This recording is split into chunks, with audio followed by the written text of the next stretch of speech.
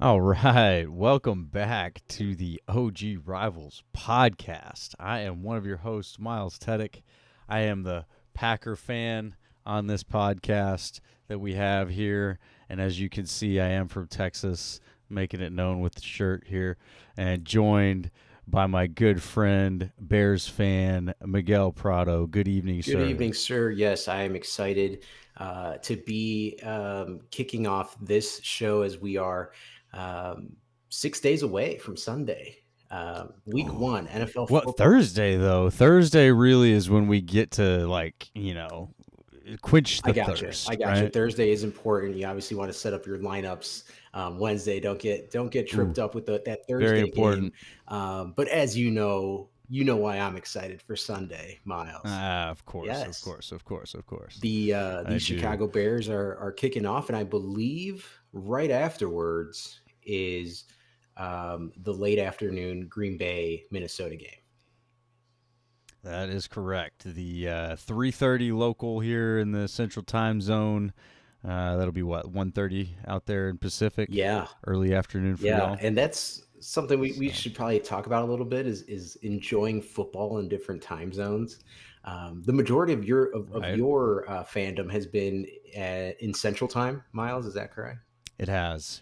Yep, So you're yep. used to that Almost all of noon it. that noon kickoff. Yeah, and I gotta say, and I know this is controversial, probably not too controversial, but it's certainly a point of contention if you bring it up amongst football fans. I like the London game, man. I love having that early morning game. I got my coffee here. I'm like, oh, I've already got a game on. I'm already looking at my fantasy. Oh, this is great. This is great.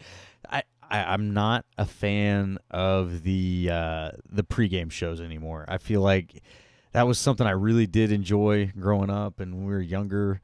But it just feels like it's the same thing, over and over. I've seen it. We've seen all the gimmicks, all the things, and at this point, all the talking points have been played out on the internet, right? Like we've all now taken care of these things, so it's not even like you're tuning in to a pregame show for your talking points. What's going on? You already know what's going on. Yeah. Really, it's just like injury Well, there's a lot updates. of there's a lot of money Um, to be made during every second that they can of squeeze out of the day course. with football. But yeah, Let's make sure we know what it's all yeah, about. we know what's going on. They're getting that sponsorship money. They're getting those TV rights. But yeah, just give us kickoff. Just give us the game. We're Exactly. closer than ever as far as this podcast. Why don't you That's right. let us know who we're being brought to the listeners to Yes, by tonight? absolutely. This episode is brought to you guys by Life Leaf Remedies. We want y'all to feel better today. So please come on, check us out at lifeleafremedies.com. See what we're up to. We are making effective natural remedies by combining cannabinoids like CBD, CBDA, CBG, CBN, and more with natural vitamins, minerals, and even fungi. We're trying to make especially effective natural remedies for you to help you take better care of yourself and your family. So, again, check us out today at lifeleafremedies.com and feel better today, y'all. And if you do enjoy the things that we got going on here in this podcast in particular, sir, what can we You do know what here? you can do. What needs to be done? You We've got some know, housekeeping that the listeners need to take care of. We're talking to your listeners right now. You all. We've addressed you. We have your attention. What do they oh, need to they do, know what sir? they need to do. They need to spike that like button, leave us a comment, subscribe, talk about us at your next tailgate. And speaking about tailgates, right? We're right around the corner. You mentioned those London games. I wonder what those tailgates are right at midnight, getting ready for kickoff. Dude, I bet they're rowdy over there, man. I bet they get it Yeah, going. yeah. I Hey, if this podcast has found you in London, shout out to you. Let us know what the tailgate's oh, like. we we'll definitely have to circle that on the calendar. I do know with this international push, right? Like they're looking at more host cities outside of London. They had every NFL club match up with a few international cities.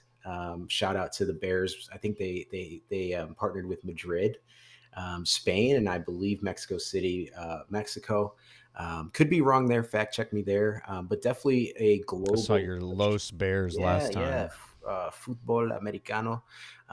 Yeah, Hey, I think that's important to bring more international talent into the game.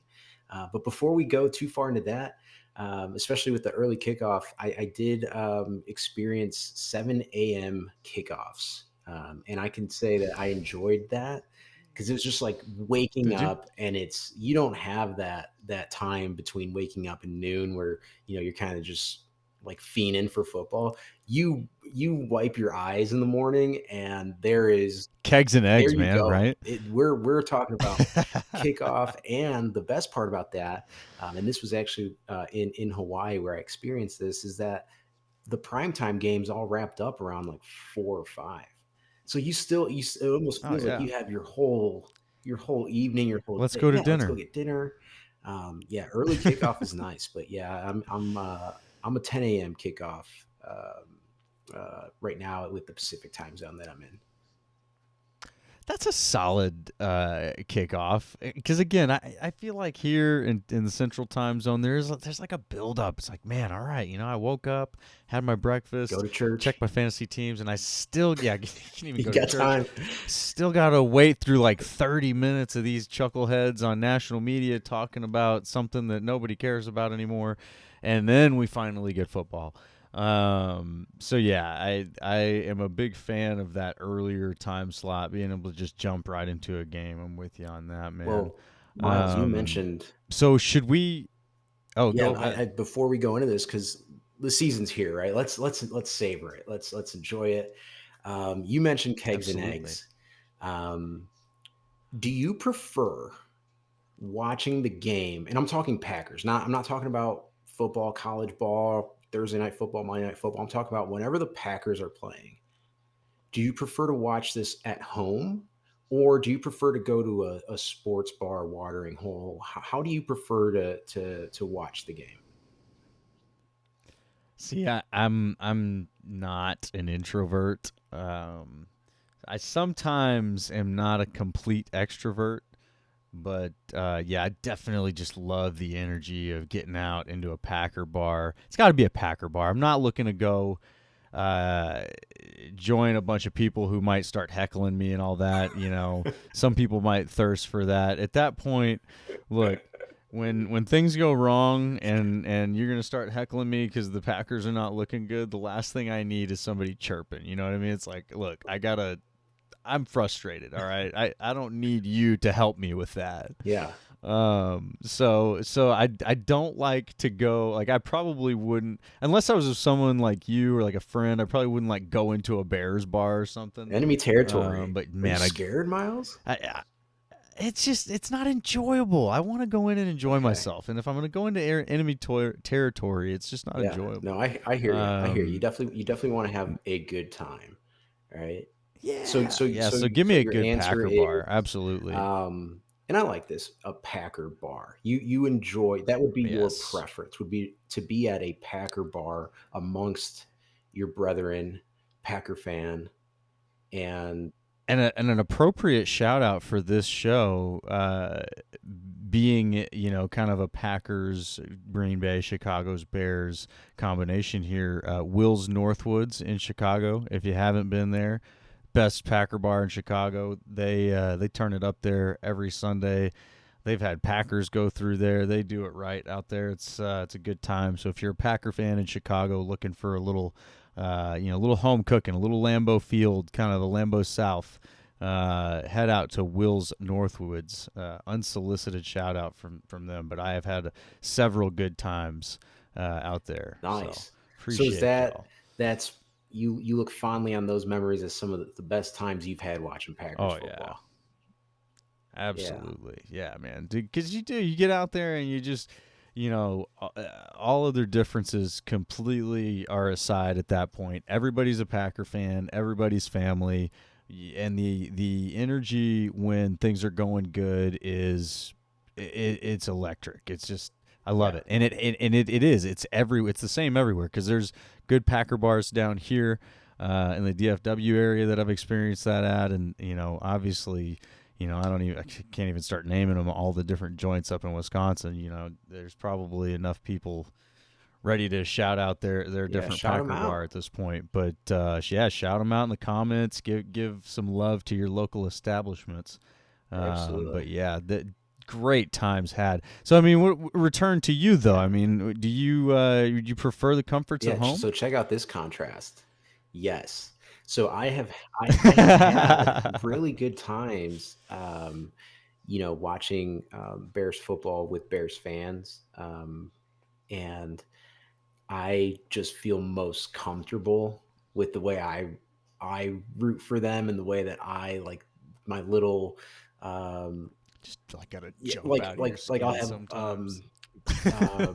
these like kind of like rituals. Like I feel like we're like, okay, I'm ready. I set the controls a certain way, and then when the announcers they say something that is it's an absolute announcer I jinx, right? love it. So I have to go through Love it. this like motion of like knocking on wood, like whatever's nearest that's wood. I have to knock on it, and I picked these up with my family, right? Like my sister and I, we watched every single football game, every single Bears game together, growing up, and we have these little mannerisms and little traditions and rituals, and um, I feel like I'm probably gonna get blown up for this on online, but I feel like I impact the game somehow, right? Like I feel like, hey, if I Yeah, if dude. if, if they gave up that first down, it's because I didn't do this, or it's because I wasn't watching intently enough. And so for me, like I guess I just really enjoy that, like that part of the game.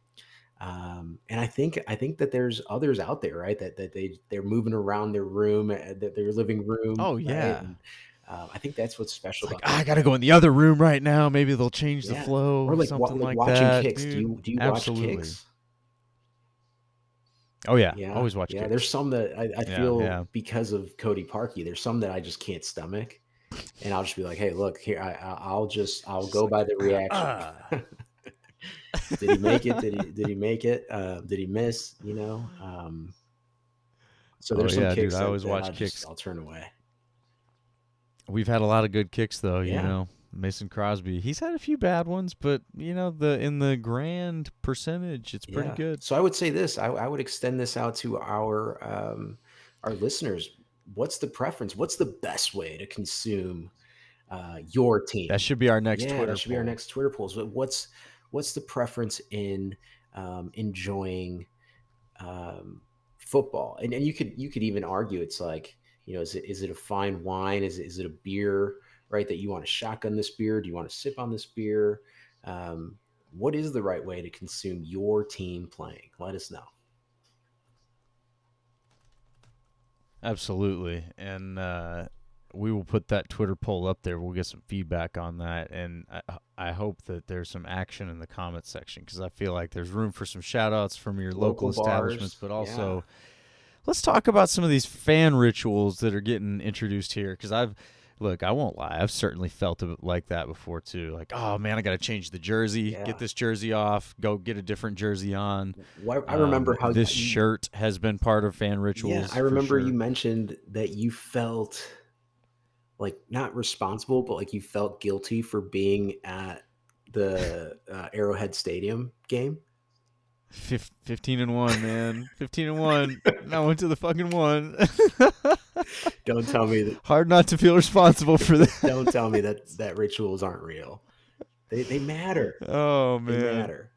And the thing is and again, I guess this kind of goes back into our fan stories that we like to introduce, but I have fortunately been blessed enough to go to a lot of Packer games because my grandfather played for the Packers, is in the Packer Hall of Fame.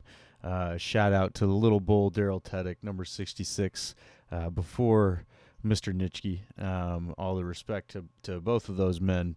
But yeah, man. So I've been to plenty of games at Lambeau, and I have not been to too many outside of Lambeau. So going to that one definitely felt like just not the right move in hindsight. But hey, It's at the okay. end of the day, are we really responsible for No, that? Are we no. really? And I said it No, we then. know that. You need to go Yeah, as many times as you can to go and be a road warrior with your team. I and it's Yeah, Arrowhead. yeah. I Arrowhead. I mean, recommend it. and my family took me. there's no way that I wasn't gonna go to that game. Went with my cousins, my aunt. Shout out to them, love them. But yeah, and we had a great time. Let's not get this twisted. Got a lot of good drinking games in the parking lot. And to be fair, it's Arrowheads. We had a lot of fun, and there's no way I was gonna miss that. So yeah, at the end of the day, it's fun to joke about feeling responsible for that. And again, 15-1 season, it's like, damn, it's not like they went 13-3 and I was at one of the three. Yeah. But yeah, so definitely a little fan quirk there for me, for sure. What was your weirdest one that you just have held on to? I would say probably like wherever I'm at, having to dive at wood the moment I hear an announcer jinx, or just like I can't let them get that snap off without knocking on Yeah, wood. Um, yeah. Luckily, my coffee table's made of wood, right? So I figured that dilemma out pretty early on. That hey, I need some wood nearby. Yeah, well, and see, now you're smart. You're a proactive fan. You understand your mannerisms. You plan for it, and then all's well that ends well. You got all the wood. Yeah. I'm with you though, dude. As soon as I hear them say they haven't lost a Oh yeah, he game, hasn't missed it's he like, hasn't oh, missed a here we kick go. in 3 months. Yeah, Boom, upright. here we go. Boom, upright. Like, And then they get reach for your betting yeah, app. no, they get to Let's chuckle place the about bet it, now. right? Like, oh haha, oh haha, hee Yeah. hee. It's like, dude, you literally just jinxed the game. You know? Well, and shout out to baseball for revealing that is actually probably a thing. Announcers start saying something about no hitters, and then poof, it goes away. I'd feel a certain way if I was a pitcher, too. Yeah. It's like, hey, man, we don't need to talk about this. No. Just go on about your game Yeah. here. Well, But so I thought of another one as I was listening to you, and this is kind of like, is it weird? I don't know. I do it. You tell me. I can't listen to the game unless the volume is at some Hall of Famers number. So it either has to be at like 34, it has to be I've at never heard that. 54. Like I can't listen to it. Like if their jersey's not retired, it can't be on that. It cannot be on that volume level. Are we getting into real I'm lucky as fandom a here? Packers fan. We that dude, I literally have never heard that before. That's hilarious. And I'm thinking, as a Packers fan, I've got a good range, man. We got like 3 all the Oh way up to yeah. 92 at this Yeah, yeah, point, that's so fine. we But can I'm work with talking about whatever like, volume we and that's need. another thing too. You need to watch somewhere where there's surround sound. You need to Absolutely, just for sure. Yes, just immerse yourself in all totally everything agree. that is the stadium sounds and the announcers. But yeah, I have to hop between either Gale Sayers, Brian Urlacher. Um, yeah, depending on where the volume needs to be, right? Like I'm not saying it has to be at a Yeah, specific one, but I'll usually start at 34 and then work my way up. that's hilarious, man. I love. I've never heard that. And now you know what? That'll be stuck in my brain. I'll be like, well, why shouldn't it be on Yeah, 66? yeah, yeah. Why Why not? not? Especially if it's on 67, right? Like you're just Yeah, like, or we're so 62. close Like, to a Hall of yeah, I'm gonna Famer. go up. Rent free, dude. You just planted a seed. I'll never forget that.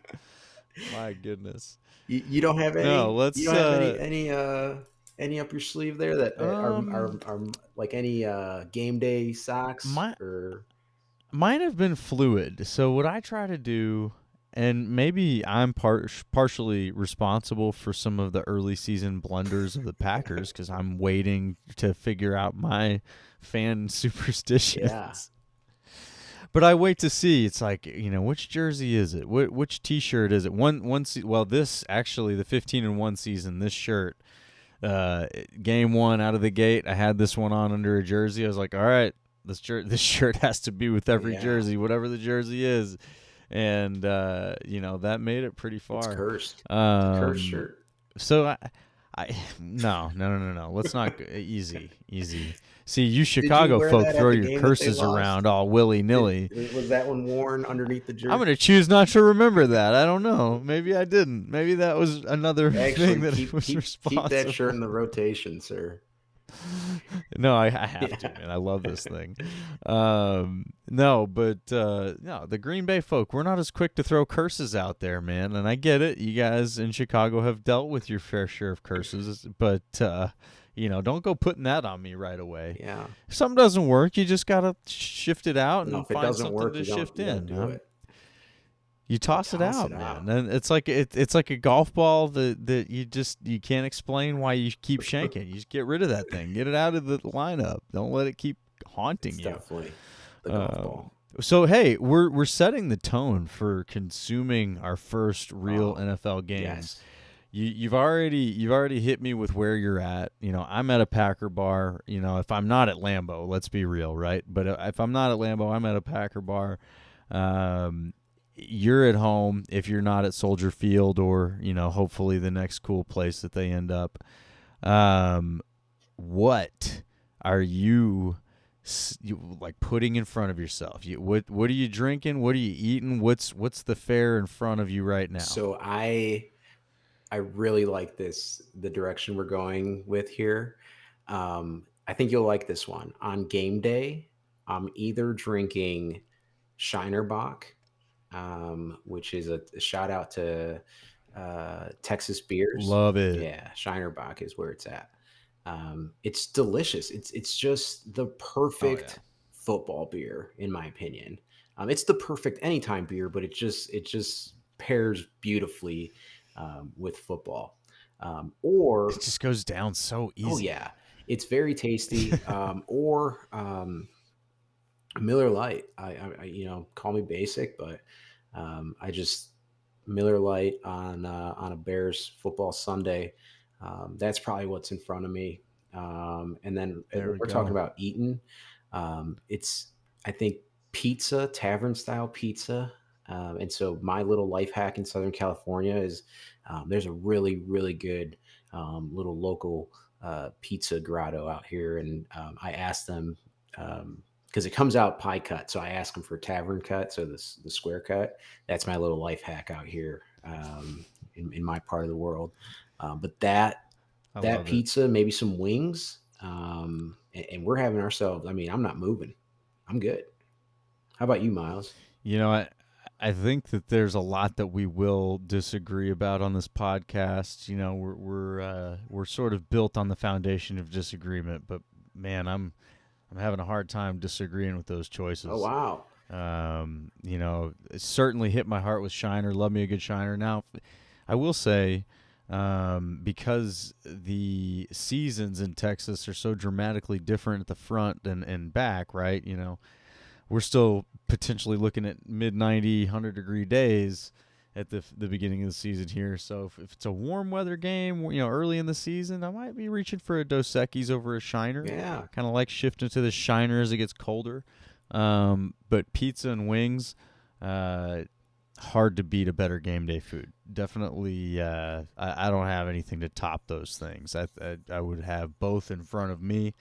Maybe throw some sweets in there if you have to, but I'm perfectly happy with the combination of pizza, beer, and wings for sure. yeah. Oh wait, all Oh, right. we Now, missed one. before I get roasted by Packers Twitter because I can feel the fingers heating up. Like, oh, this guy, he's gonna leave this out. Are you kidding me?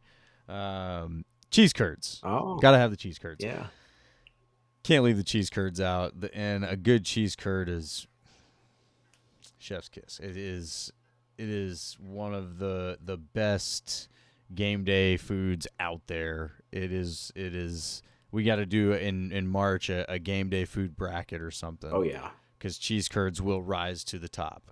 yeah, So definitely got to have those. I think the reason it's easy for me to leave that out is because I am down here in Texas, south of the Red River here, where cheese curds are not as well known. Unfortunately, some folks are figuring it out for sure. There's a couple, but they're not fresh, y'all. When they get down here, they don't squeak. yeah, Okay, and if they don't squeak, is it a cheese curd? I don't know. yeah. Maybe, kind of. But you're But right. anyway, It's tough to to keep a cheese curd fresh out there with that heat. Um, Yeah, it's just it doesn't work quite the same. So forgive me for almost forgetting about it, but certainly you cannot forget about the cheese curds. And if I'm being a real Texan, we have chips and salsa on the table. okay. Well, got to be Hey, honest I'm about liking our that. But spread, and I'll tell you what, I can tell that football is back. oh, we're We're ready, man. I'm ready. just I mean, itching and I for it. think I've gone on Absolutely. record here. I just feel alive. I just feel alive. I was actually yesterday. You were dead inside a couple weeks Yeah, ago. well, guess what? I'm prepared to be dead inside again come January. Um, but I'll tell you what, week one, I am alive. I am alive. Everybody is. Isn't that the Everybody beauty of is. it? Isn't it awesome? Everybody's undefeated. Yeah, yeah. I think we have a good transition here into some of the Packer Bears headlines. You wanna kick us off, Miles? Sir. All right. Well, I mean, the immediate one that makes the most sense is the one that took place immediately after we recorded the last episode. Everybody cut down to 53. We had our stock up, stock down last time. If you were on my stock up list, that was the kiss of death for you. You got cut. Yikes. Except for Tyler Davis. That was a surprise for me. I think other folks were surprised too. He seemed to be struggling, still made the roster. I think there's a couple of questions there, but overall, in Goot we trust. I think the other thing for you is if they were on your stock down list, pack them up and get them out. So kudos to you for seeing that, and you had them a couple of weeks in advance. This was not an immediate thing where it's you're kind of calling the shot right before it goes in. So tip Hey, of the cap, sir. I You saw a few appreciate of those that. coming. Yeah, I thank you. I appreciate that. Um, I I've been watching the games a little bit differently, even college games. I watch them with a different lens because of our conversations, and it's fun. It's fun. I've never watched individual reps during the game, right? Where I'm not necessarily Yeah. focused on the play itself, more so on the player and how they're playing, and it's a new experience for me. But yeah, I did have a couple that ended up on that list that unfortunately or fortunately, whichever way you want to look at it, didn't make the team. And I think one thing to call out here is we talked about it last week. Is that this week we're recording here on Labor Day, but the most transactions as far as volume in a concentrated amount of time. So there was a lot of changes, even from when the 53-man rosters were announced to today, which is about a week's time, give or take. And these are the 53. If you're on the 53-man roster today, because they've already went through injury reserve designations um, and cuts and waiver wire claims. If you're on the 53-man roster here today on Labor Day, you're more than likely playing um, on Sunday. Yeah. Yeah. I mean, at this point, and I think the Packers and the Bears are in different places right now. I think you've got a lot more competition where you do expect to see probably a higher percentage of that 53 on the field, whereas the Packers probably have more established positions where you don't want to see the second half of the depth chart at those positions, like we've talked about with the secondary.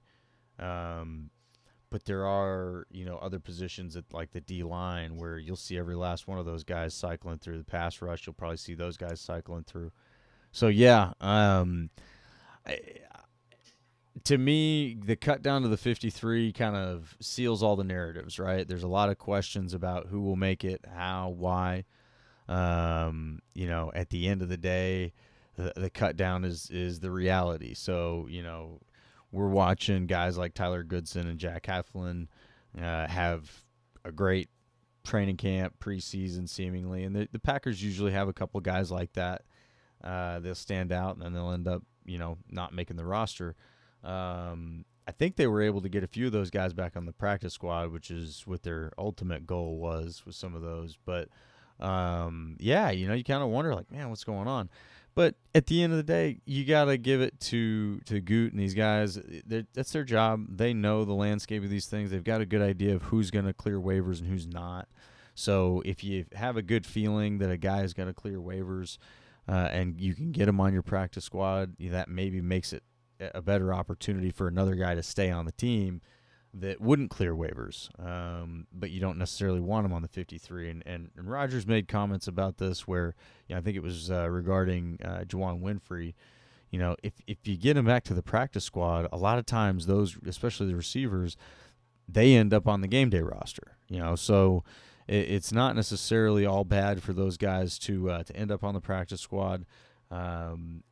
I think Ty Summers is one that he didn't clear waivers. He ended up with a different team, so good for him. Glad he's still employed and on a roster. But yeah, so I'm excited because it seals the narratives. It lets you know here's who you've got, here's who you're trying to roll with. The Packers made one addition, which is also, I think, worth noting as far as just narratives go. A special teams guy, I think it's Rudy Ford. He comes in and Goot says he's one of the best special teams guys in the entire league. So it's like, well, that sounds like a solid addition considering what the problems were last season. So I don't know, a lot to probably cover in different ways here, but the my reaction to the 53 all in all is in Goot we trust. I don't think that there's anything that is roster shattering that happened. You get a few of those guys who flashed, you get them back in the practice squad. But ultimately, you've got a receiver room that's as loaded with potential as it can be. You didn't have to give up a Samari Toure. He's still on the roster. There's a lot to be excited about. And, I think that, one thing that I will say as far as Rodgers' comments go, he made some telling comments, and I think that if I can tie back to we talk about receipts, he said, and he specifically referenced that first Saints practice, that Sammy Watkins has been different since then.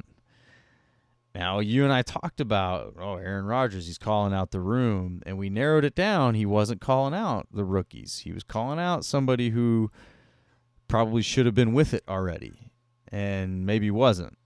And I think it was Sammy Watkins, and it seems that he's changed his tune and has been, quite the practice, or all you got is practice right now. So practice hero.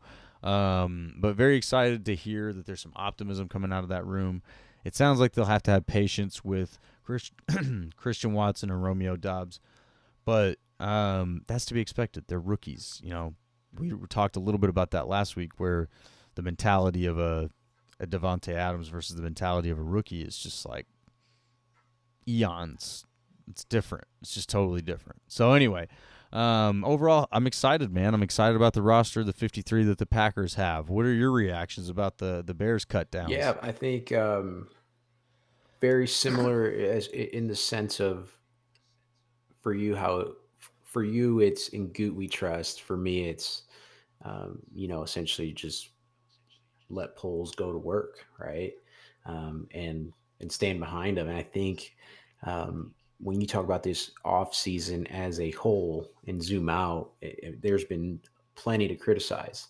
The first free agent signing, Larry Ogunjabi, he failed a physical, and he's I think with Pittsburgh now.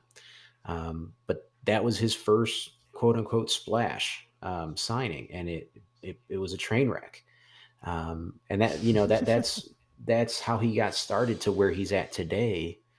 I think there's a lot to feel good about this roster. This roster that I've said that is in a constant tryout. This is a prove it year to make the 2023 team. And so when you talk about where the rosters are at, all of the Bears cuts from 88 to 53. Do you know how many were signed by other teams, Myles? Mm-mm. Not one. Oh, No one. Not one was claimed Okay. off of the waiver wire. And that's what I should say. I shouldn't say sign with other teams because they're signed with other teams. How many of them were claimed by other teams? None of them were claimed. All of them cleared Okay. waivers, and I want to make that Right. correction Right. right now because So that's not like you tossed them all out and now none of them are employed. They'll probably find their well, ways around to different practice it depends on how squads you look at or it. the Yeah, Bears practice squad. obviously, and to your point with the practice squad, it's you always you would hope that you can bring those guys that spent some part of the training camp with you because you want fresh legs that know your system, right? Like that's what you want on your practice squad. Um, as far as how you look at none of the Bears players being claimed, I think that speaks volumes to the amount of talent on the back end of the roster, right? And that's not a whole lot when you talk about the Chicago Bears. And if you look at the not the free agents, but the additions that Ryan Poles made in this week period, some of them were worth raising an eyebrow, right? Alex Leatherwood. This is a young man from the SEC, from Alabama, who was rated as the number 43 prospect overall in the 2021 draft. Drafted probably way out of position, right? He was drafted by Las Vegas in the 17th spot. And the amount of pressure that's put onto a player at that point, you can imagine, right, is just insurmountable. So Ryan Poles comes out after this roster move and says, "Hey, that young man never has to play for a first round. Um, uh, what did he say? He never has to live up to that first round pick in Chicago, right? This is a fresh This slate." is kind of a repeat of what he did with N'Keal Harry. Yeah, and well, you got to think about it at this with he's consistent to what he's doing and that he's taking it's almost I think I heard this somewhere that the Bears are almost like last chance you, right? I think it might have been the CHGO podcast with Nicholas Moriano and Adam Hodge. Um, and they were talking about the Bears and how they're really just taking these roster moves and giving these high upside guys with really low risk. You talk about how low of a risk is a claimed waiver addition. You're not giving up draft capital. It's not a trade. You're essentially just claiming their contract from another team, right? And so with Alex Leatherwood, Well, and that was he's got because he's a first round pick, he's got a kind of a at this point, do you want to pay him that contract?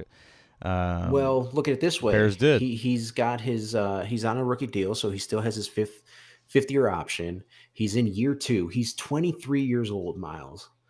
We were talking about father time last week, right? Look, you're a young man. What's the difference between 23-year-old Miguel and 26-year-old Well, Miguel? look at it this way. Jason Peters, he's 40 years old, right? And you have Alex Leatherwood, who's 23 years old, and Jason Peters is a beast, right? He's a But beast, when you're total talking beast. about the moves and the contrast in moves of GMs at this point in the calendar in the NFL calendar, Ryan Pace was adding Jason Peters at this time last year. Ryan Poles is adding a flyer on Alex Leatherwood. Keep in mind, has that 5th year option. Las Vegas has paid 58% of his contract. So he has 5.9 left over what, 3 years? I mean, Yeah, it's not that's not terrible. that's not terrible. And if he doesn't show up, cut him loose. I Yeah. mean, you've got ways to get out of that. It does seem like he's got a pattern right now, Poles, that he's looking for these high potential, kind of low risk type guys to bring in. And yeah, I think look, if I'm playing the game on paper, that's not a bad move. That's a move that I think would make sense to go ahead and do. What's funny is Goot has a kind of a predictable manner that a lot of the Packers Twitter and Packers beat writers have picked up on. It's the raw athletic score. If there's a player out there with a high raw athletic score, Goot's going to sniff him out. and he's going to sign them. And it is hilarious because these guys have been able to start pointing out, like, hey, watch out for this guy in the draft, and these things. And it's very predictable, but he's hit on a lot of those guys. So it makes sense. Now, he's missed on some. There's been guys in his early drafts that he's missed on. But when these GMs, it's funny when they test things in patterns, and you can observe it if you pay attention. We'll see how it plays out for him. I'm curious because, if Leatherwood and N'Keal Harry play out, you've got 2 first-round picks on your roster that you didn't pay first-round picks for. Yeah, and you got to be creative when you don't have those assets, right? Year one. Yeah. I think something that makes sense worth too. mentioning is here in that waiver wire period. How about we talk about the team that missed out on Ryan Poles, right? And that's the Minnesota Vikings. They cut who was pretty impactful, I believe, 5 sacks last year, 3 tackles for loss. Armon Watts. He was slotted as a 1 or 3 technique in 4-3 defense up there. That's what the Bears are going to be running. So I think Ryan Poles may have found an immediate contributor as far as that defensive line rotation on day 2 of cuts. That's something to be excited about, right? Because that he was a projected starter for the Vikings. Another one from Minnesota is, I think the Bears were beneficiaries here of the trade that they made with Philadelphia for, I believe it's Jalen Rager. Jalen Rager, Yeah. yeah. So that left Smith Marset, Amir Smith Marset as the odd man out. They cut him, and Ryan Poles swoops in. So I want to read off some of the Bears not starting, but who they're going to start the season with as their wide receivers, and their 40 times. Myles, check this out: Darnell Mooney, 4.3; Velas Jones, 4.3; Byron Pringle, 4.4; Dante Pettis, 4.3; Smith Marset, 4.4; Equanimous St. Brown, 4.4. That wide receiver room's fast. So is the Packers. Well, when we talk about like patterns, like you can see what Ryan Poles and Matt Eberflus are putting at a premium at that position for Justin Fields, and that's a lightning quick receiving core. And I just wanted to say thank you to Minnesota, just because.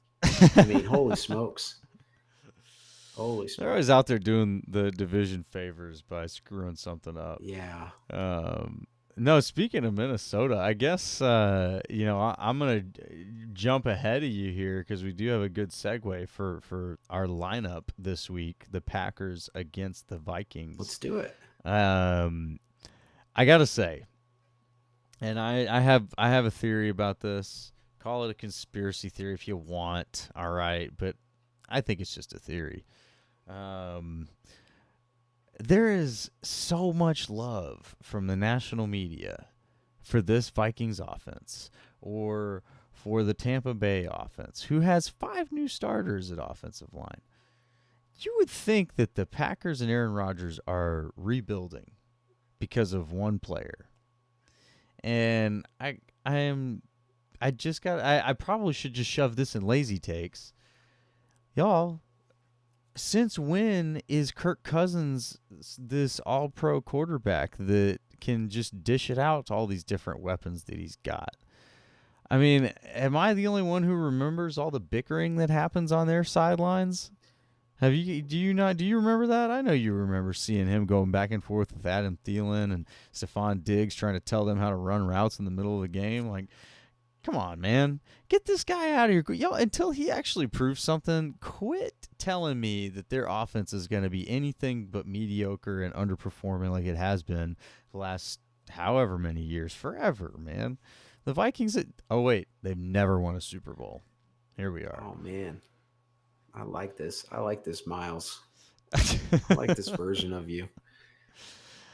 Anyway, I'm about fed up, and my conspiracy theory is that well, I mean, sports gambling is legal now. You get a bunch of dummies to make some dumb bets. Vegas cleans up. Media does well. Vegas takes care of media. We're all Oh good, yeah, right? I mean, you shoot, scratch my back, I'll scratch yours. yeah, I makes will say sense. this. I don't feel like there needs to be any salt in the Kellen Mond wound, right? But you talk about receipts.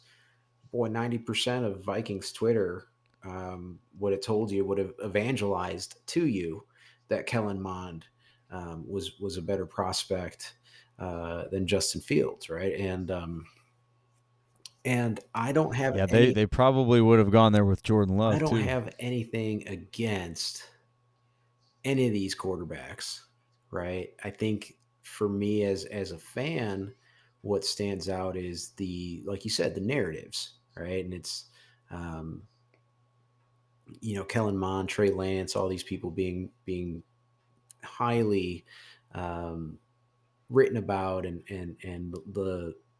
the outlook of their careers in comparison to a young Justin Fields, rookie Justin Fields, prospect Justin Fields, um, and then seeing just how it's playing out, how it's shaking out, right? And it's just one of those where it's like, we'll keep having to bite our tongues, but I think the main takeaway here is, or what I wanted to say about that offense is, you got Dalvin Cook, Justin Jefferson, Adam Thielen.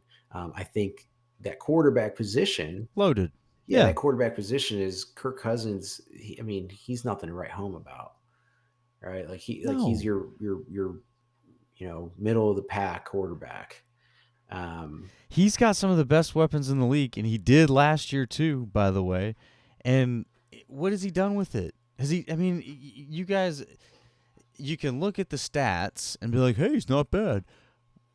Like, show me a meaningful win. Show me a time yeah, where the guy was like a scary quarterback to face. Like, what defense is afraid of this those guy? don't show up on I paper haven't though. seen Those it. don't show up in the Right. black and Right. white stats. But don't So tell in a Minnesota hindsight, fan he that. looks better than he is. No, Don't absolutely no. not. Oh my gosh, they'll talk about the time that Anthony Barr, broke Aaron Rodgers' collarbone. It's like, don't you remember that? Oh man. They probably got a mural of it on the inside of their practice Oh, facility. Minnesota, Minnesota. Um, So Minnesota. who do you have winning that game? I do have the Green Bay Packers winning that game. I'm not a big fan of score predictions because everybody likes to throw out, 21-14, yeah, 20. I don't know, like these casual man.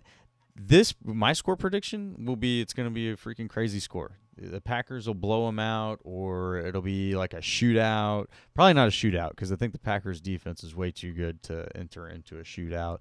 But yeah, I expect probably a lopsided score here. I'm thinking, Packers by more than two scores here.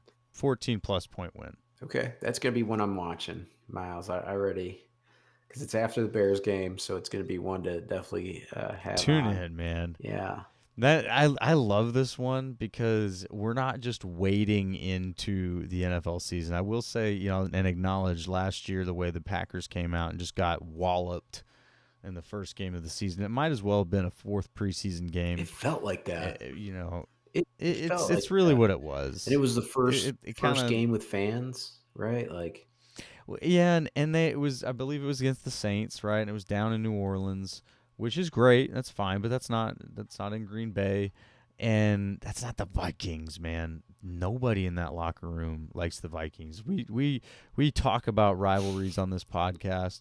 This is a rivalry podcast. I will acknowledge that there is a true rival hatred between the Packers and the Vikings. Um, Nobody needs to be riled up to be focused for this game. They are going to go in with a full head of steam. I'm pretty confident at this point.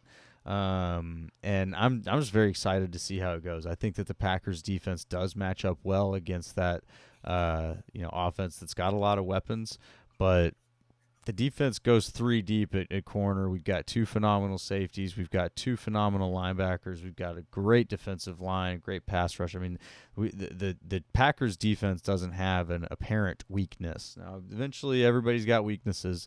They don't have an apparent weakness right now. So I'm very excited to see how they put pressure on Kirk Cousins and what he does with pressure in his face. I expect the secondary to eat, give me at least one interception. And then as far as how the Packers offense matches up with the Vikings defense, they'll have a good defense. They usually do. Um, Aaron Rodgers is the back-to-back MVP, and damn it, he might win a third, and he might win another Super Bowl. That's real. I don't expect any drop off in his play. I think the man is dialed in. Brady had said it, several years ago when before he went on the second Super Bowl tear. Somebody was asking him if he was ready to pack it in. He said, "I've got the answers to the test. Why would I pack it in now?" And then he proceeded to go win up to 7 Super Bowls. So I think Rodgers is in that territory. He's got the answers to the test. Why would he stop now? He's obviously had a good camp. So very, very excited to see how that matches up. I expect the Packers offense to look pretty good. Aaron Jones is going to run the ball really well. We'll see what the receivers do. But I don't think that game hinges on the receivers at this point. I think that you've got enough weapons in your running backs, your tight ends, your veteran receivers that offense is it's gonna come out and hum along nicely. So, very very excited for this game. Very optimistic about this game. I hate the Vikings.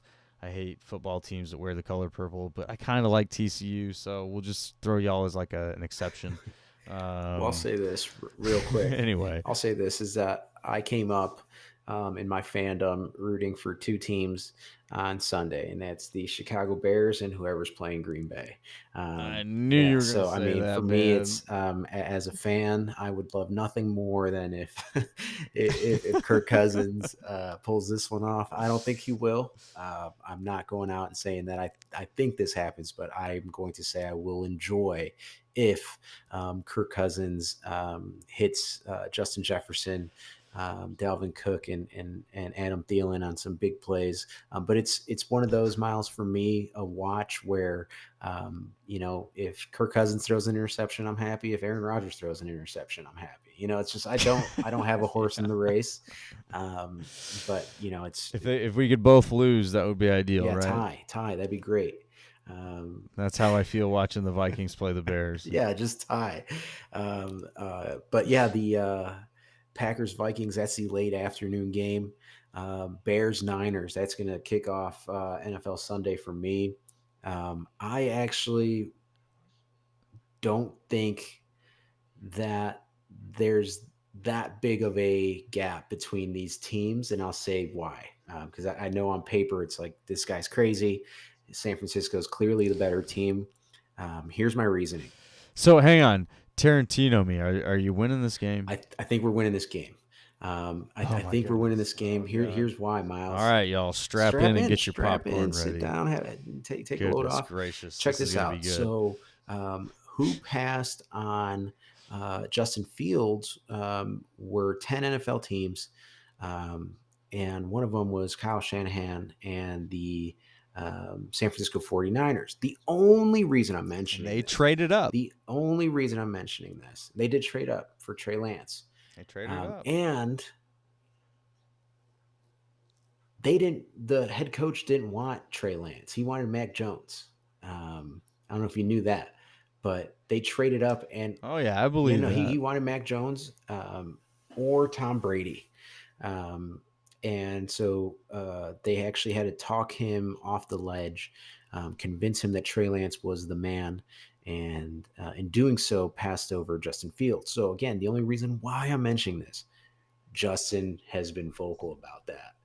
He's not in a locker room material type way, more so of a yes, I am aware that San Francisco passed me up. Um, to me, kind of Hard not to be, yeah, right? it's well, there's the Josh Rosens of the world that 32 teams made a mistake or whatever, 23 teams made a mistake, whatever he said. But I just this why I'm putting some stake here is because of the type of competitive cloth that I feel Justin Fields is cut from, is that's not something he forgets. Right? Like he's this might just be just a Bears Niners week 1 matchup. To him, it's a revenge game.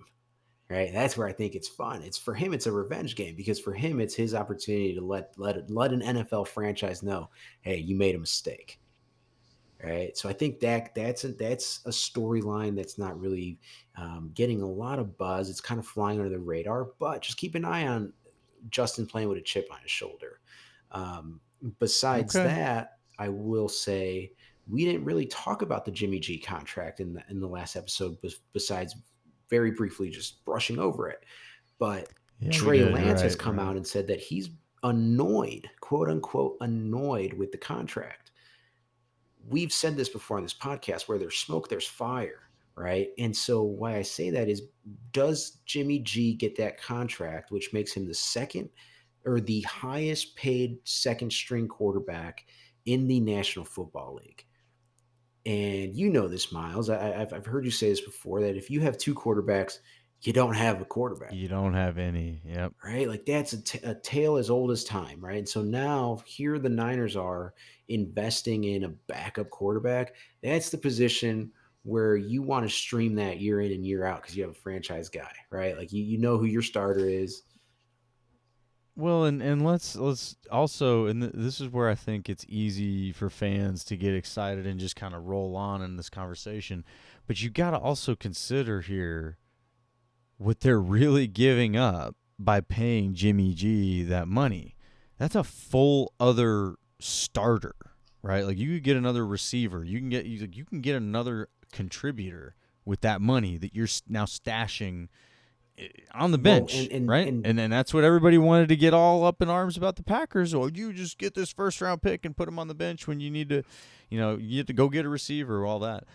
Now the Niners are doing it yeah. like pretty Well, openly. you've experienced it. You just mentioned, the critiques on tying up those resources and drafting the capital, or the draft capital of where you're picking guys. He's in the same year as Justin Fields, right? Where Ryan Poles' main critique is you're not doing enough to surround your guy with talent. That's the national narrative. That's what's being, day in and day out just chirped about. Yeah. With Trey Lance, why isn't it the same thing? Why isn't it? Well, why wouldn't you put those resources to surrounding the young man with talent, right? You're putting that money into his backup, where I can see why he would be annoyed, right? Because if he had come in year two exactly where Justin's at, and the organization felt that he was without a doubt the future of that franchise, does Jimmy G get that contract? That's just a question.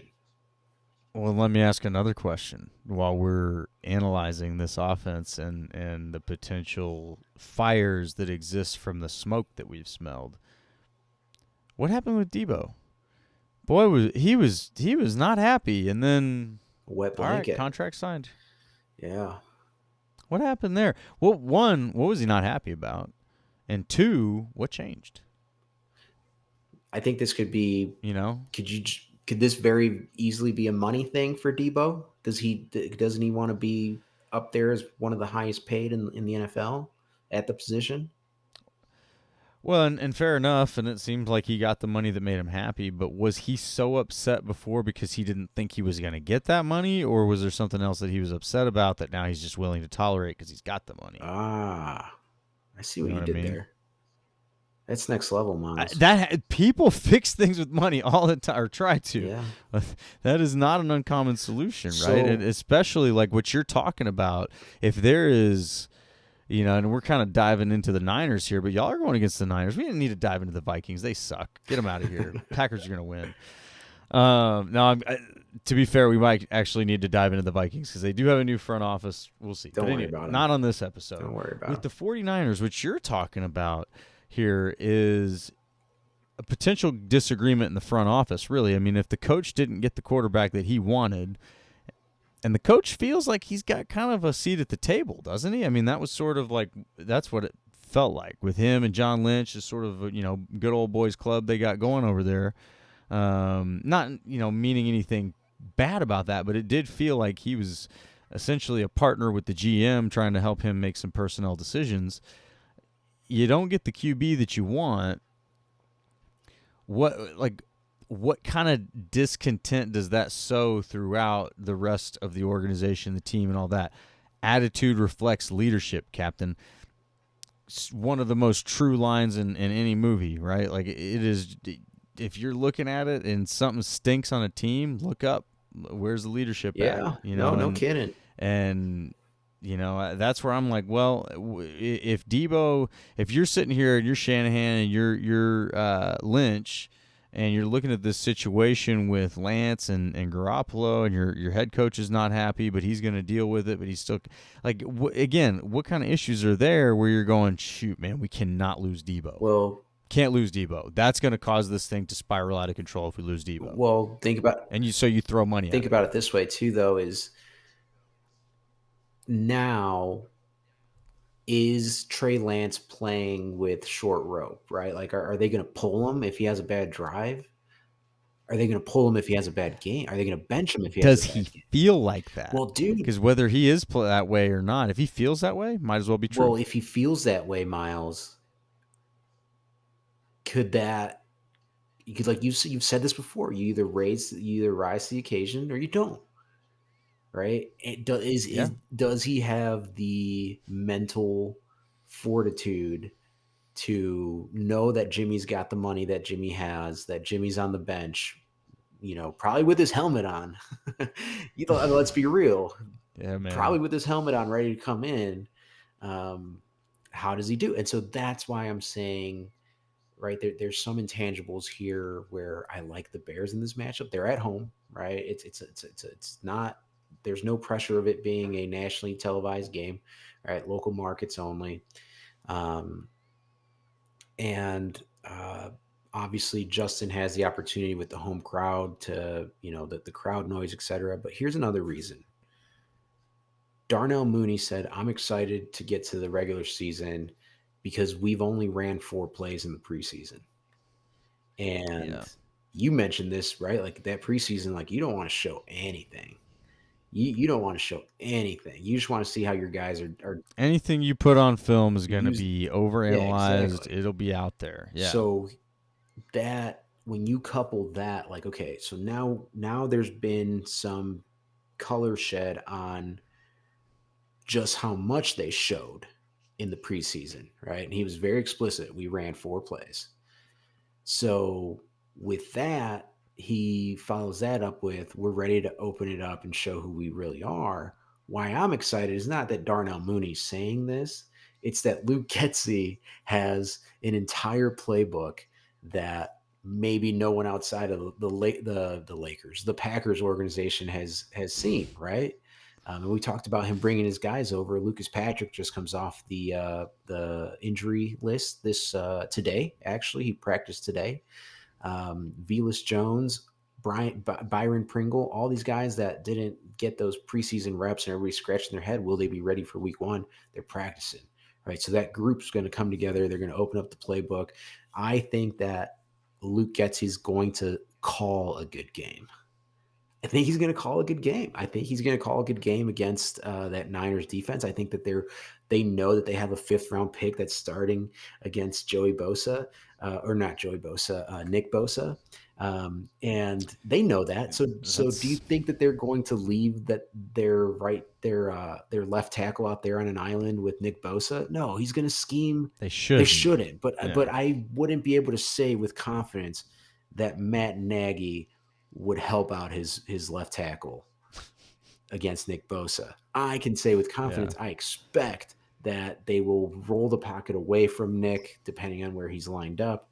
I think that they will call a game that gives Justin an opportunity to get some easy wins and build up the confidence, right? And I think that when you talk about putting the Bears defense out on the field, I like them. I like the Bears D. In this matchup against Trey Lance, I like him. So to me, I wouldn't be true to myself if I believe that they are going to lose this game and came in here and said that. Well, and I'll say this: I can see where you get that optimism from, and I do think it'll be a low scoring game. That Niners defense is really good still. Nick Bosa's a record, dude. You can scheme, and Fred Warner's another one. They're smart. They're smart players, right? And that's, I think, where you kind of see the difference between guys you can scheme against and guys that you have a harder time scheming against, because they know that they're being schemed against, and they can figure out ways to kind of bust it. I'm telling you, man, Powerful. there's levels to these things. And I think that that's one of the reasons why the Packers have struggled playing against that defense, is they're a smart defense. Even when they've been down certain guys, they had injuries in that playoff game.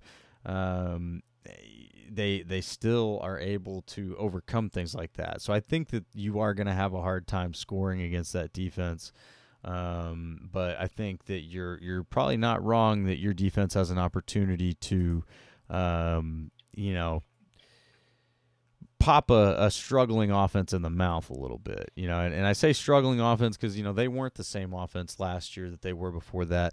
The Niners offense is really scary when they're running the ball effectively, and, they've got some potential in that backfield, but, they need to kind of come back and prove that they can do that again with the guys that they have and stay healthy.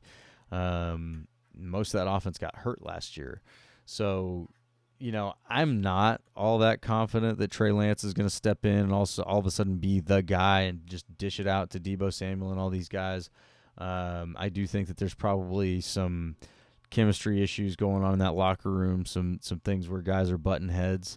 So, yeah, man, I'll give it to you. Maybe you pull one out in the first week in a close game, like something like that. I could see that. But if I'm betting any money, I think you lose. Okay, I'm betting that's against the that's fair. Bears. Well, I'll just remind you of this. So, rookie Justin Fields played against Nick Bosa in that very smart San Francisco defense, and under Matt Nagy put up 22 points, and some could argue was one of his best rookie performances. Um, and so I would just say this is Justin's second time in as many years facing this specific defense, where I think That that helps. helps. That helps. And I Yeah. just I don't say that's why they're going to win the game, but I would just say that, hey, um, it shouldn't be a rude awakening for Justin, because I would argue that his offensive line is better than last year, and I would argue that his receiving core is better than last year. Definitely the play caller is exponentially better than last year. So Yeah, hard yeah, to they argue with put the up play 22 caller. points under Matt Nagy last year. Lost that game at Soldiers Field, 33-22. But yeah, I think that that this weekend can't get here soon enough. Answer some of No these doubt, questions. man. I'm so excited. Yeah, just getting real football. Getting real football back. I can't wait to be able to sit down, like you said, just watch this season unfold. So do we have some streets to clean up here? Do you want to lead us off on your side of the street? Anything that we need to clean up in Green Bay? Um, I don't think so. The only things that really stood out, and this isn't clean up, but that wide receiver group, I think, isn't Romeo. Is he nursing something, coming back from something, or is he going to be ready week one? No, he's healthy. Looks like Christian Watson is still maybe a question mark, but he's been practicing, Okay. so I believe he's healthy. And what about We'll Alan see what Lazard? happens there. I think he was one that is a potential injury out. Okay. But we will have left tackle Bakhtiari in there. It looks like he's going to be healthy. That's huge. Having him in there is a big difference. You talk about smart football players. He's a really smart football player. Um, so yeah, I'm excited about this game, man. I'm excited to jump into this thing.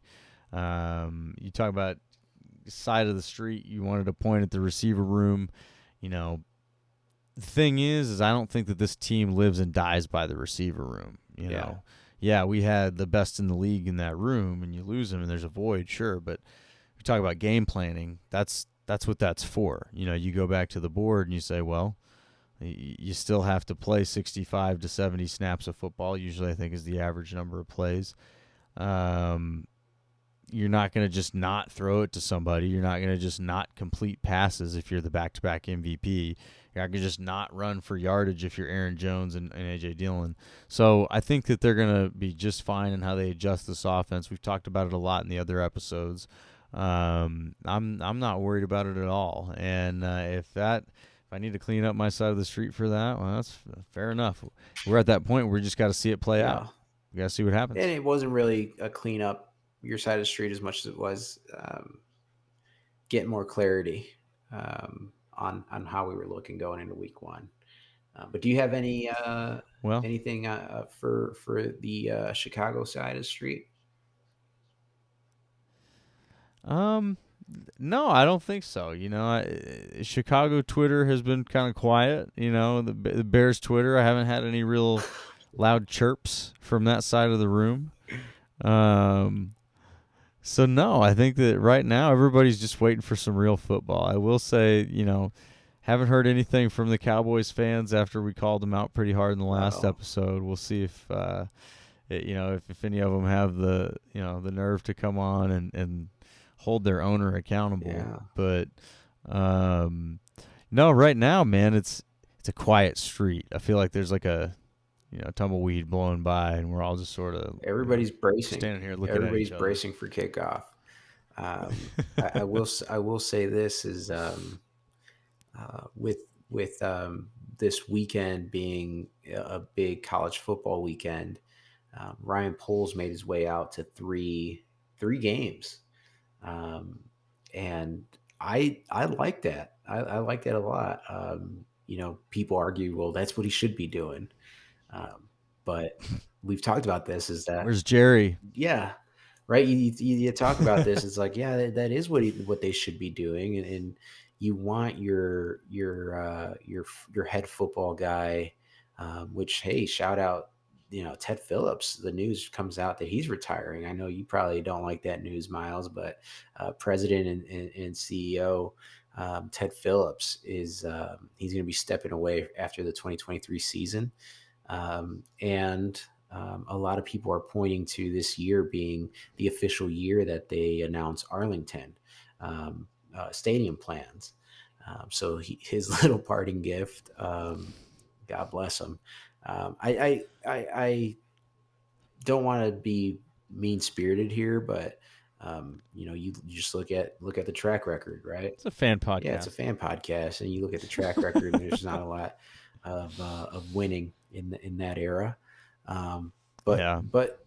goes back to that new era of Bears football that I think is exciting, because at least in this podcast we're capturing it at a very grassroots level, right? It's a good way to look Yeah, at it. Yeah. the new excitement that I can tell you is it hasn't been like this in a while.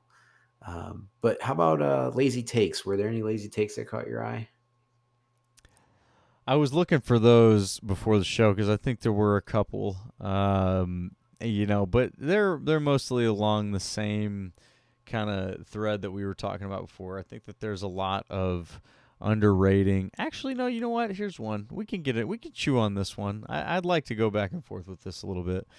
So, and this goes along with my theory I busted out earlier that I think that the national media is in cahoots with Vegas, and they are pumping out all sorts of nonsense. And I saw this graphic about odds for Coach of the Year. Matt LaFleur wasn't even on it. Neither was Andy Reid or Bill Belichick. I don't know if McVay was. McVay might have been on there. McDermott was barely on there. You're just looking at some of the best coaches around the league and not seeing those names on that list, but you see names like Nathaniel Hackett on there.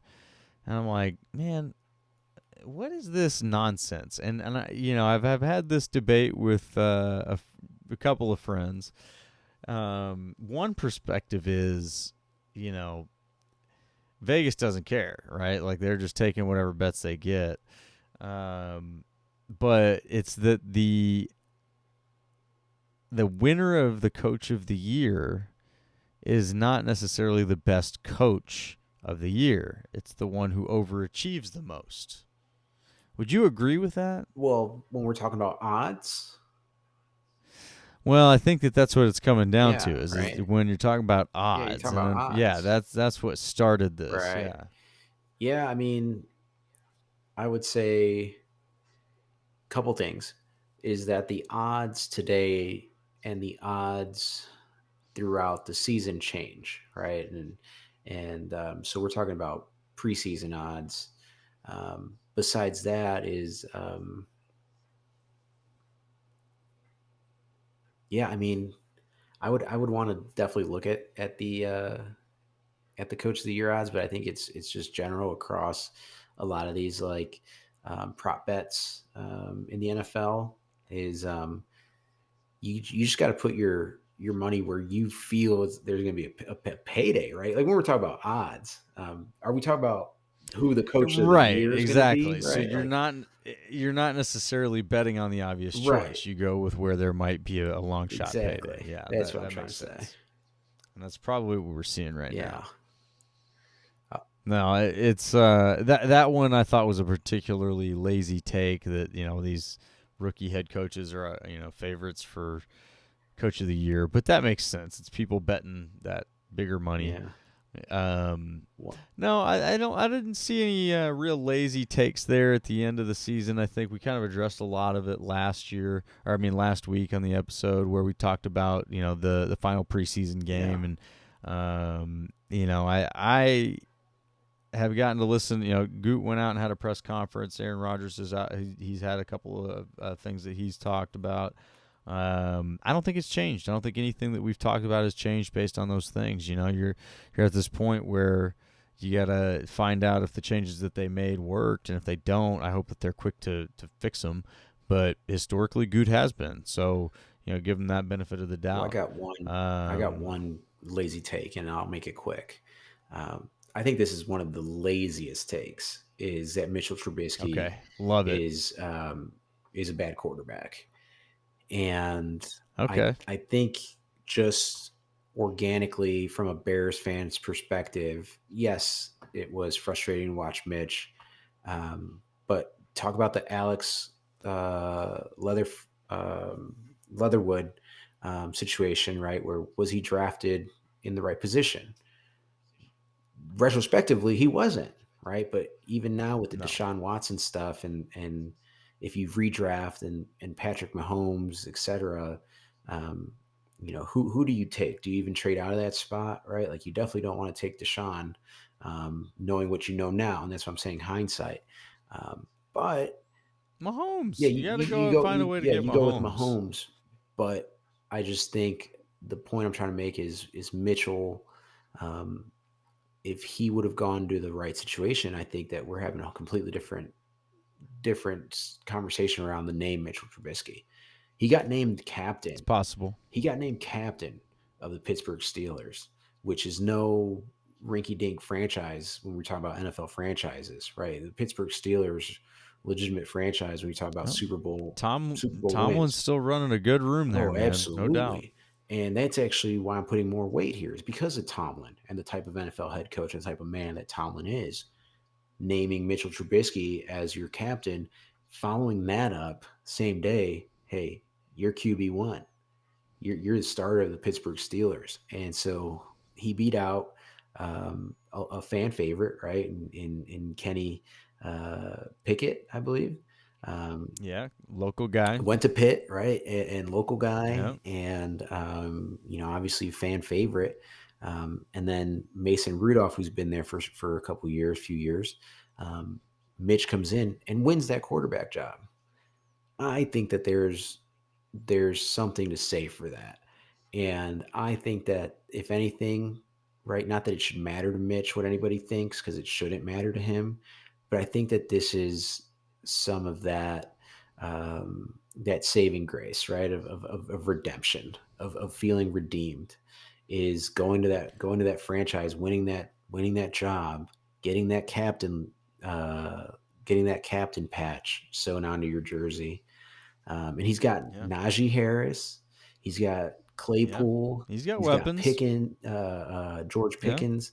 Um, I think it's a lazy take to just say that Mitchell's a bad quarterback. I think you have to take a look at his whole situation. And I've said it on this podcast before. I think he's a good athlete, right? Like I really do stand by that. I think he's a great athlete.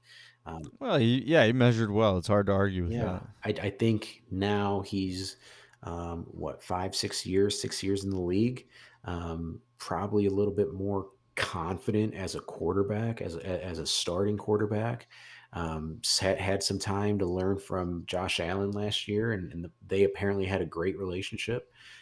I just think he comes out and has a hopefully has a good showing, and then moves on to a franchise that doesn't have that quarterback, rookie quarterback in the room, right? Maybe someone gives him a chance to be a longtime starter.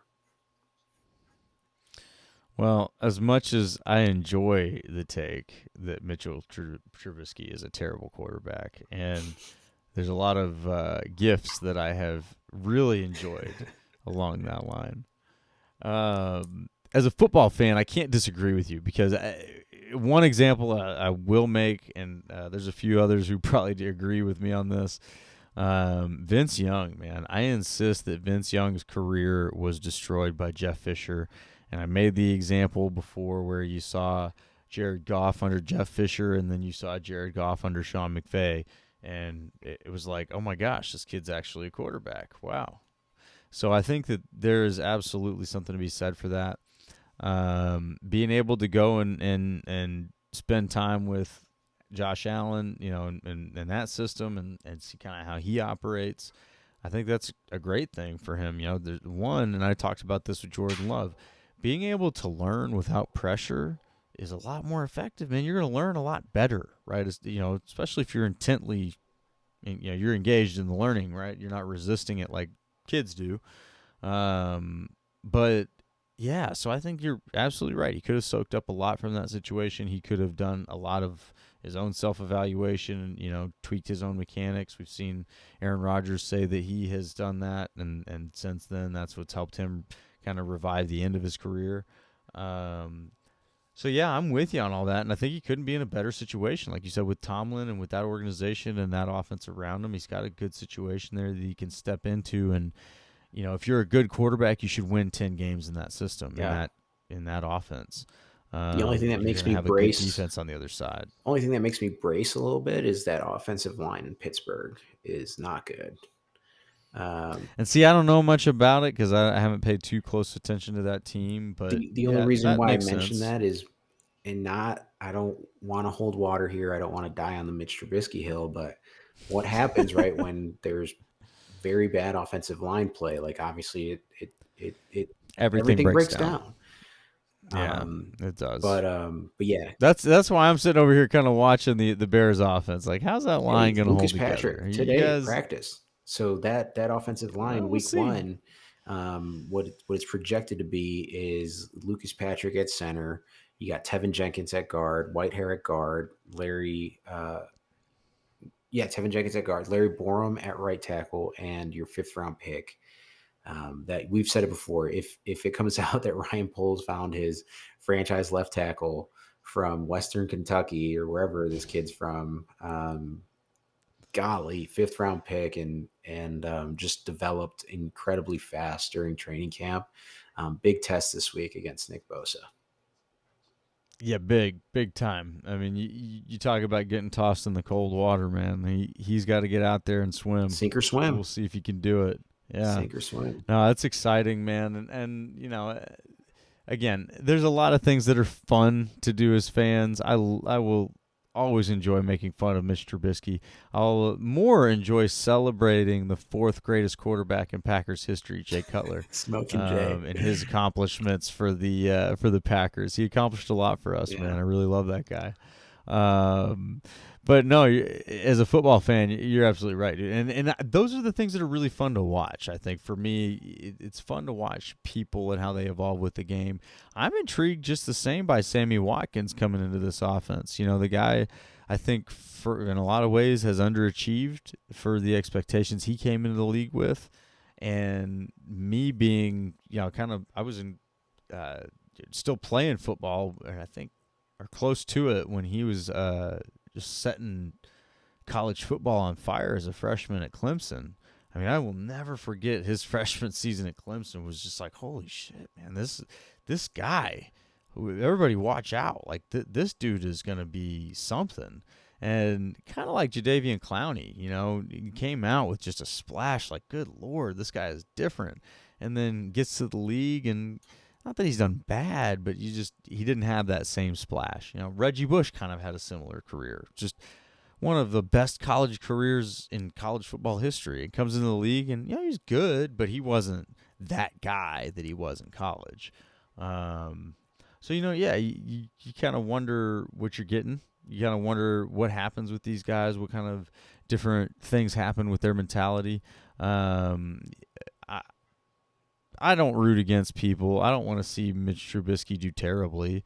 It is fun, like I said, to hate on the guy a little bit. But no, Well, it'd be cool if he revives his career in Pittsburgh. I that's think a that'd be neat to major watch. reason why I'm just chalking it up to lazy, because it is easy. No, I mean Yeah, it's easy, right? Like it's easy to poke fun at Mitch and success or lack thereof. Nickelodeon player of the game, right? It's easy. It's easy to poke fun yeah, at Mitch, and that's why I'm chalking it up as a lazy take, especially today of all days where he earned the captain patch, he earned the quarterback fair one, enough. and he's going to be marching out as the starter in Pittsburgh this weekend. But how about Twitter polls? Good Did deal. we have one this week? No, we didn't. Oh, geez, Myles. But we did have some fun engagement with a specific person who obviously won a Super Bowl with the Bears, but also kind of snuck one in there with the Yeah. Packers. And then got his ultimate Bears say when he visited the White House with the Packers. Mr. Jim McMahon, Shout he out. got me thinking, Punky who is the QB. greatest? Who's the greatest to wear both the green and gold and that ugly blue and orange Yeah. that y'all got? So, believe it or not, the whole Jim McMahon career, going to the White House with the Bears jersey in '96 after the So much yeah, respect. that I mean, that was cool, right? I think it What a just move. shows right where his heart's at. He's obviously all time great. When you talk about the Bears, Super Bowl winning quarterback, Super Bowl 20. Um, the one that came to mind, Myles, this might just be generational, was Julius Peppers. I think Julius was dominant on both Green Bay and Chicago. Obviously dominant in Carolina, but he played Right. his stint with the Bears. He was just absolutely dominant. Um, He's a beast. Played with Urlacher, Briggs, Charles Tillman. I mean that was top 10 defense out there. And then he transitioned, and it was weird. It was weird to see him in green and gold up there. And I got to be honest, I never saw that one coming. no, no, I'm thinking Uh, on your radar is probably Adrian Amos. Is that up there?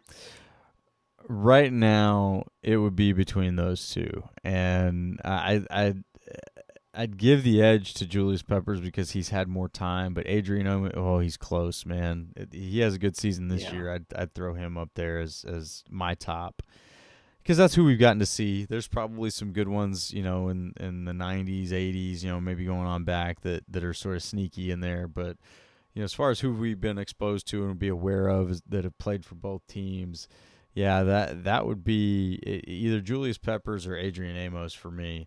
And that was fun, man, because Julius Peppers comes to the Packers when he's in the later part of his career, and you wonder what a guy has left in the tank at that point. But he's also still massive. He's still at every practice. I mean, the guy was one of the best teammates in that locker room. He was, and it's just like, man, it was fun to watch. It was awesome. I loved it. I loved watching him play for the Packers and the difference that he made. He's a huge human being. yeah. He is an absolutely huge human being.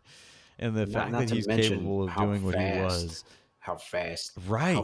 he can hunt down that quarterback.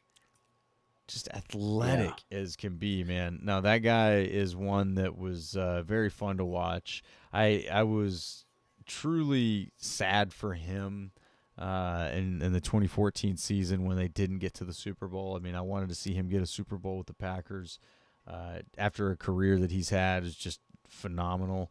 It's a shame he didn't get a Super Bowl, but not everybody does. Marino's out there, great example. But anyway, yeah, a lot of fun to watch. And, shout out, much respect to Jim McMahon for inspiring the topic. Yeah. But legendary move wearing the Bears jersey as a Packer at the White House. Just as a fan, it's hard to not respect That's that. badass.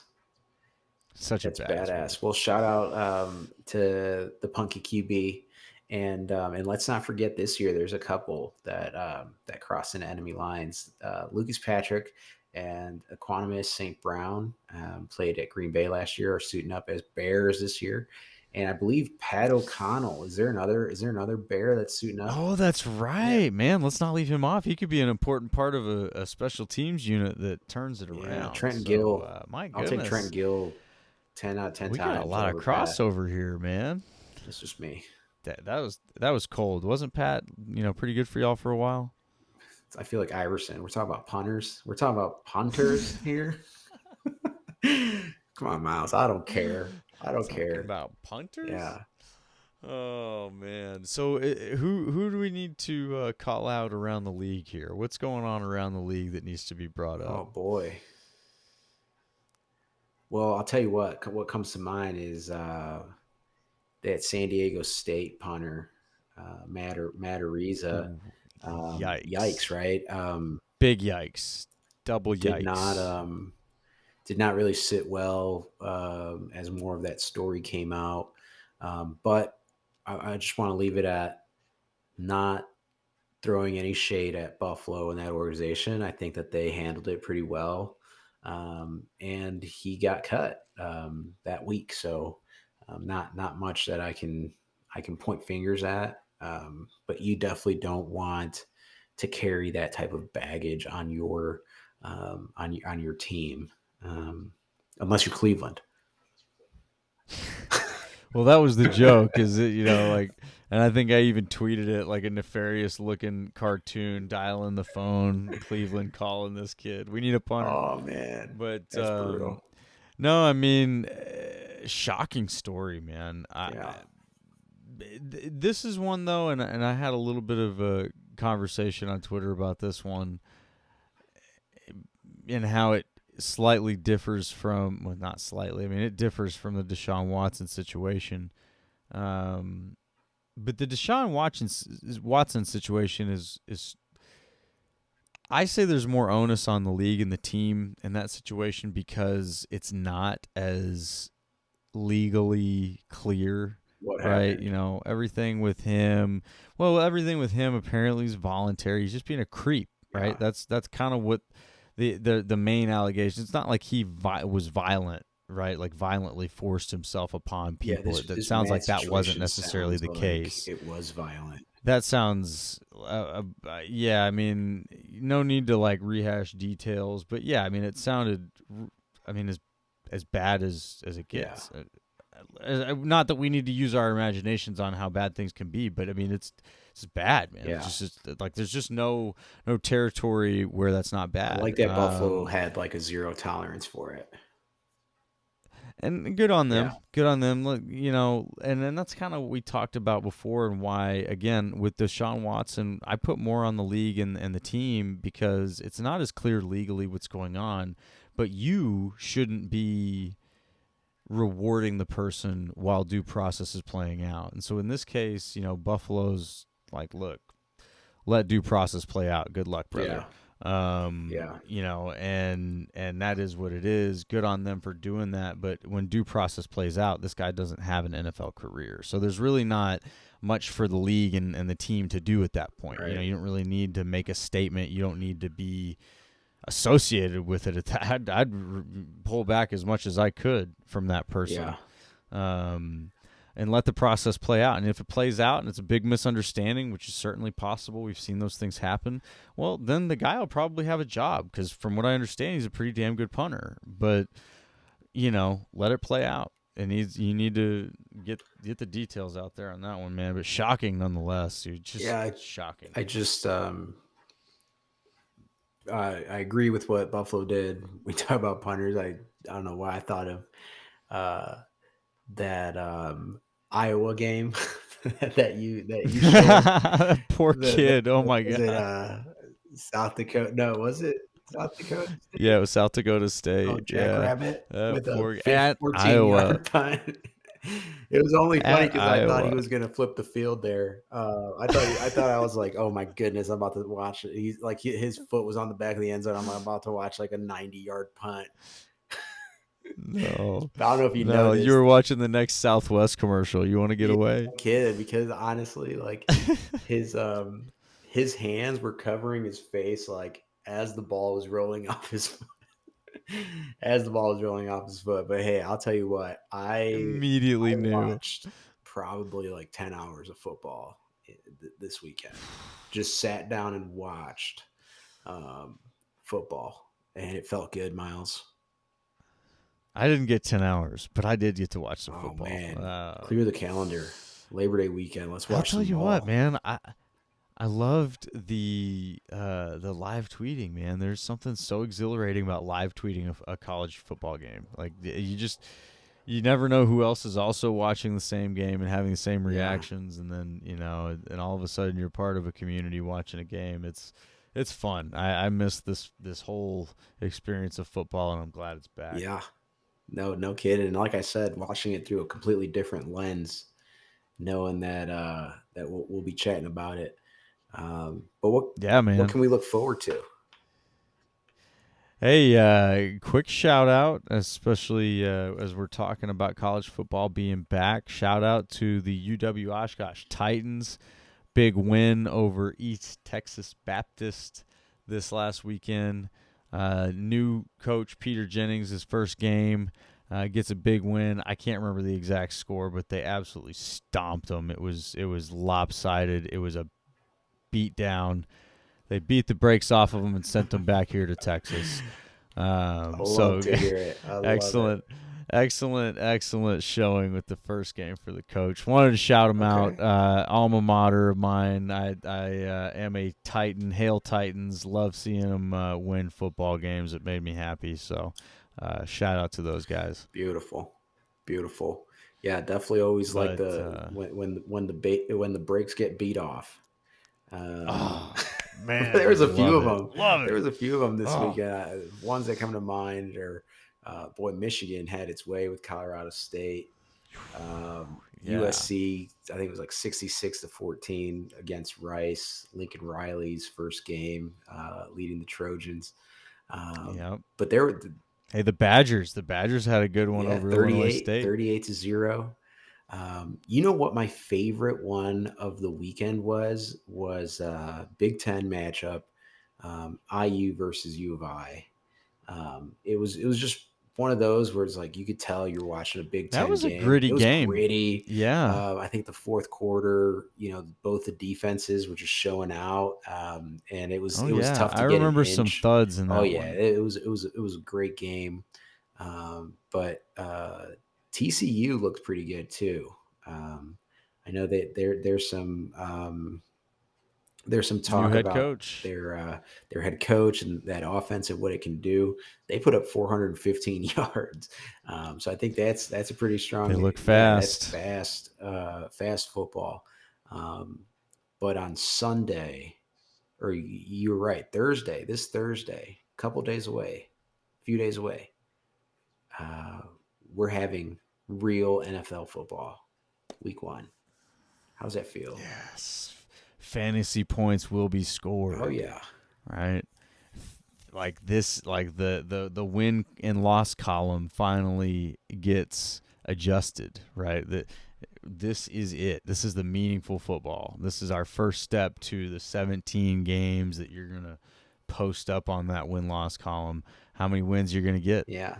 Are you going to be undefeated at Well, all? Are you going to lose that first one out of the gate and blow an undefeated season the first week? Who check knows this out, Miles. what's going to So I happen? know I can't get too high on the highs or low on the lows, but I did draft uh, and got a Yahoo grade of A minus.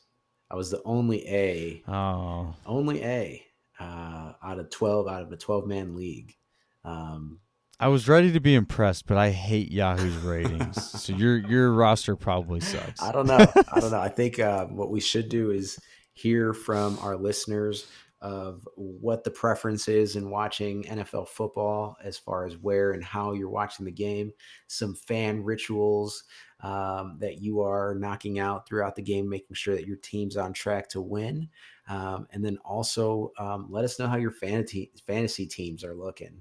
How do you Yeah, feel about your draft? How do you feel about week one? And let's talk about it. let's do it, man. Let's get some of this banter in here. I will say that, and we might need a segment on this next time. Um, how much does your fan bias affect your fantasy team? Because Oof. I don't draft Vikings. I just don't do it. I It you depends know on the buy-in. It depends on the league. It depends on the people you're playing with. yeah. Because if you're in a league full of Green Bay Packer fans, you're drafting different than if you're in a $100 buy-in league. You know what I'm Oh yeah. saying? Um, Oh yeah. but yeah, I But I've seen guys in the $100 buy-in league. I have seen them with a particular bias towards a not very good team make some pretty bad decisions, uh man. oh, they're drafting Love it. Dak, Zeke, and CD Lamb all on one Oh team. yeah. Boom, boom, Boom, boom, boom. boom. Yep. Fill out that roster Absolutely. spot. First three I like picks right to there. spread around. I might match up a wide receiver with the quarterback or the tight end with the quarterback for max points there. But in large, I do try to spread out um, the rostering from different teams just so that all my eggs aren't in one offensive basket. I'm with you on Yeah, that one. but I won't draft Yeah. Green Bay Packers unless it's like um uh you know Devontae like two Adams. rounds that their draft value is just sitting there that they for some reason were passed up. I might consider it, but I'm not Hey, drafting. is Darnell Mooney a top 5 or top 10 receiver in fantasy this year? I I would say like probably like top 15. Yeah, Okay. top 15. Top five's tough, man. Okay. You're talking about Justin Jefferson, Yeah, it is Cooper tough. I Cup, shouldn't even. I kind of pulled that Jamar back as I was coming Chase. out. I was like, he's not There's gonna be yeah, top there's 5. that one's tough, but Devontae Adams. I will say this is I'm excited for fantasy this year. It's just another layer of watching the games. Oh yeah, oh yeah, and it's another way to look at it. No, I'm excited too, man. And actually, this is probably a good time to mention how I will be surviving some of my fantasy matchups as things don't go well, injuries happen, and my anxiety goes up because I'm frustrated that I didn't make the right roster move. As I'm sure none of you have ever experienced this before, only me. I'm the only terrible fantasy player out there. When that happens to you, I reach for the CBD. Got to chill out. I reach for the natural remedies, life leaf remedies to be specific. Our B Relief soft gels are usually the thing that kick me into a better mood when my frustrations are up, anxieties are up, and I need to be able to be more level headed. Maybe you got brain fog. That's been a thing that's going around these days. Our soft gels can cut right through it. So check out the Be Relieved soft gels at lifeleaveremedies.com. And check out everything else we're doing. We got a lot of exciting stuff coming. A lot of natural remedies. Some things that we're solving in ways that haven't been used before. At least I think. But anyway, yeah, check us out. We want y'all to feel better today. And sir, we've got a few more days before real football, and we're jumping back in. And next time you hear from us, what happened? Yeah, Did we win? Did we lose? What the happened? What Happened We don't episode. know. Tune in We'll knock it out. I do want receipts, Receipts. but I We do have want to, receipts. with all of the excitement going into the season, whoever your team is, whether it's Green Bay, Chicago, Minnesota, Dallas, enjoy the season. We only get one a year. Enjoy it. Enjoy it $100. with your loved ones, your friends, whether it's at the team like a Green Bay bar in Chicago or a Bears bar in Green Bay, or whether it's at home in front of your TV. Um, Does that exist? Is there a Bears bar in oh, Green I'm Bay? positive. Somebody let us I'm know. positive Is that that a there is. thing? No way. Yeah, when we go Green Bay wouldn't allow when it. we go to Lambeau, because we're gonna go. Um, you know how you said I'll only walk into a Bears bar if I'm with you, or vice versa. We got to go. I'll walk into some Packer bars with you. Um, Well, the thing is, you walk into a Packer bar, somebody's going to hand you a beer and give you, some kind of cheeky line. Like, I walk into a I want Bears some bar, I cheese might get a curds. beer thrown at me, and somebody's going to, like, try to fight me. It's all right. We could hit the gym before we walk in. It'll be all right. We'll be all right. Swell up a No, little bit. no, no. They'll. I think that there is a bit of respect in the rivalry. It's the best one in sports. It's the best one in the NFL, and we just No try to doubt. bring. The Yeah, we're OGs. the OGs as far as NFL rivalries, and Miles and I, we really do try to bring that fan perspective to you week in and week out. With that being said, friends, do not let friends be Packer fans. Bear down. Hey, scoreboard. Sorry for winning so many championships. 13 world championships to be precise. Go, Pack, go. See you next week.